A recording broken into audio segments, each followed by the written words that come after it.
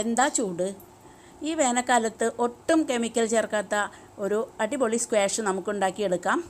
അതിനധികം മെനക്കേടൊന്നുമില്ല. ഉണ്ടാക്കി വെച്ചാൽ നമുക്കും ഉപയോഗിക്കാം, ഗസ്റ്റ് വരുമ്പോഴും കൊടുക്കാം. വെറുതെ പൈസ കൊടുത്ത് വാങ്ങിക്കേണ്ട ആവശ്യമില്ല. പൈസ കൊടുത്ത് മേടിക്കുമ്പോൾ ഭയങ്കര പൈസയൊക്കെ കൊടുക്കണം. പിന്നെ അതിലൊക്കെ ധാരാളം കെമിക്കൽസൊക്കെ ചേർത്തിട്ടുണ്ടായിരിക്കും. അപ്പോൾ ഞാനിത് 1 കിലോ പഞ്ചസാരയ്ക്കാണ് ഉണ്ടാക്കുന്നത്. പൈനാപ്പിൾ സ്ക്വാഷാണ് ഉണ്ടാക്കുന്നത്.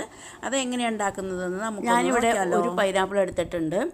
ഞാൻ 1 കിലോ പഞ്ചസാരയിലേക്കാണ് ഉണ്ടാക്കുന്നത്. അതുകൊണ്ട് തന്നെ ഇത് മുഴുവനായിട്ട് എടുക്കുന്നില്ല, പകുതി എടുത്താലും മതി. ഇനി നമുക്കിത് തൊലിയൊക്കെ കളഞ്ഞ് കഷ്ണങ്ങളാക്കണം. ഇതുപോലെ തൊലി കളയുകയാണെങ്കിൽ നല്ല എളുപ്പത്തിൽ നമുക്ക് തൊലി കളയാൻ പറ്റും. അപ്പോൾ ഞാനിവിടെ തൊലിയൊക്കെ കളഞ്ഞിട്ടുണ്ട്. ഇനി ചെറിയ ചെറിയ കഷ്ണങ്ങളാക്കുകയാണ്. പിന്നെ ഇതിൻ്റെ നടുക്കുള്ള ആ ഒരു മൂക്ക് എന്നൊക്കെ പറയും, ആ സാധനം നമുക്ക് കളയണം. അത് ചൊറിച്ചിലുണ്ടാകാൻ സാധ്യതയുണ്ട്. അപ്പോൾ ഞാനിവിടെ ചെറിയ കഷ്ണങ്ങളാക്കിയിട്ട് നുറുക്കിയിട്ടുണ്ട്. ഇനി നമുക്കിത് ഒരു കുക്കറിൽ വേവിച്ചെടുക്കാം.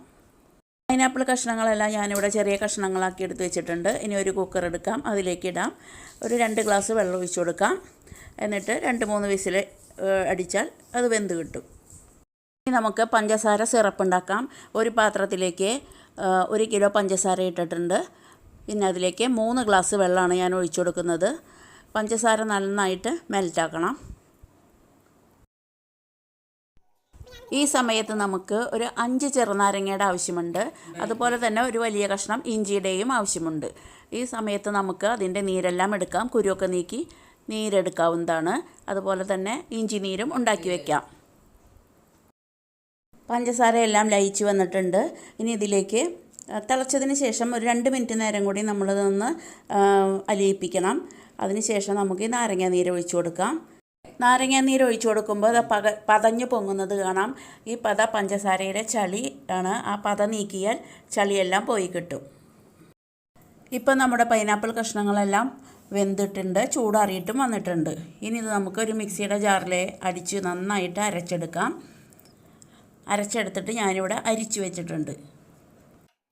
ഇനി ഈ ജ്യൂസ് പഞ്ചസാര സിറപ്പിലേക്ക് ഒഴിച്ചു കൊടുക്കാം.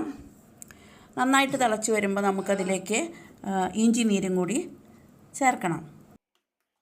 ഇപ്പം നന്നായിട്ട് തിളച്ച് വരുന്നുണ്ട്. ഈ സമയത്ത് നമുക്ക് അല്പം കളർ ചേർക്കാം. അപ്പോൾ ഞാൻ കളർ ചേർത്തിട്ടുണ്ട്. ഇനി നന്നായിട്ട് തിളച്ച് വരുമ്പോൾ അടുപ്പ് ഓഫ് ചെയ്തിടാം. ചൂടാറിക്കഴിഞ്ഞാൽ പിന്നെ കുപ്പികളിലാക്കി വയ്ക്കാം.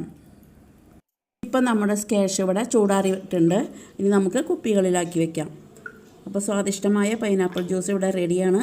എല്ലാവരും ഒന്ന് ട്രൈ ചെയ്ത് നോക്കണം. ഇഷ്ടപ്പെട്ടാൽ ലൈക്ക് ചെയ്യാൻ മറക്കരുത്. അതുപോലെ തന്നെ സബ്സ്ക്രൈബ് ചെയ്ത് സപ്പോർട്ട് ചെയ്യാനും മറക്കരുത്. Thank you.